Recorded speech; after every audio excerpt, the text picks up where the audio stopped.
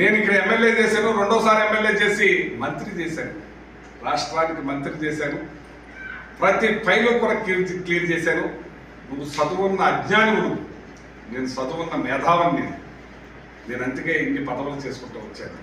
నన్ను ప్రతిసారి అంటున్నావు, తణుకు వస్తావు, ప్రెస్ మీట్ పెట్టి వెళ్ళిపోతావు. నువ్వు నియోజకవర్గం మన మనిషివయ్యా, నువ్వు నాయకుడు, నీ నాయకత్వం నియోజకవర్గానికి. నేను రాష్ట్రానికి మంత్రి చేసినవాడిని, ఈ జిల్లాకి జడ్పీ చైర్మన్ చేశాను.